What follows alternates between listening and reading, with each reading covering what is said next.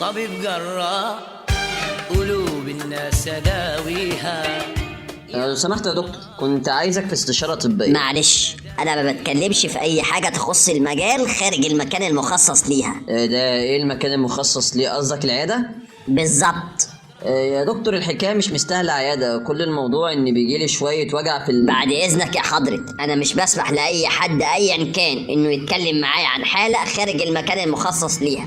كفاية بقى تخلف، عايزين نبقى متحضرين شوية. ايه ده تخلف ايه؟ وايه علاقة الدول المتحضرة بالوجع في علشان كده عمرنا ما هنتقدم ابدا. ما هو طول ما الحكاية سداح مداح كده هيفضل الموضوع يتفاقم ويتفاقم لغاية ما يوصل لمرحلة الانحدار اذا كنا ما انحدرناش اصلا. يحضر لك الخير يا دكتور، بس انا مش فاهم حضرتك بتقول ايه. بص، طالما انت محترم في كلامك وبتقول لي حضرتك انا هفهمك، بس بلاش تقول لي يا دكتور. امال اقول يا حظابط؟ انا اللقب العلمي بتاعي طبيب، فلو عايز تناديني تقول لي يا طبيب.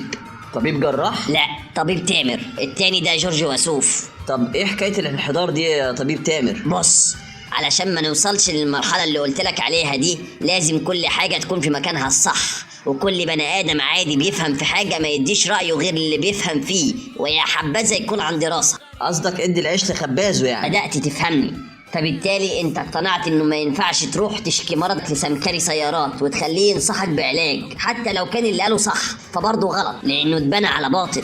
طب ما هو انت بتقول انه اداله العلاج الصح، ايه الغلط في كده بقى؟ طبعا غلط، لان كده الامور هتبقى مترتبه ومتركبه غلط، واصبح ان اي حد مهما كان ممكن يدي رايه في اي حاجه بدون وعي اصلا.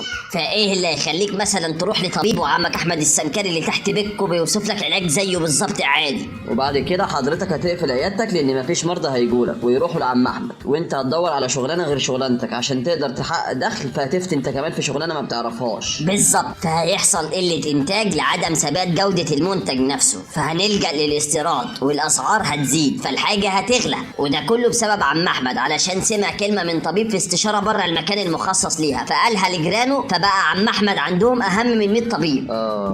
عملهم عم أحمد، علشان كده بقى انت ما بترضاش تتكلم في مجالك بره المكان المخصص ليه؟ بالظبط كده. طب والعمل ايه دلوقتي؟ ولا اي حاجه، تعالى لي العياده بتاعتي احجز استشاره ب 150 جنيه، ولو محتاج كشف واشعه وشويه حاجات يبقى 350. تمام يا طبيب، متشكر.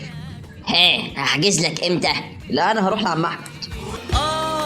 سألوا عني انا اللي بيجرى اطباء الكون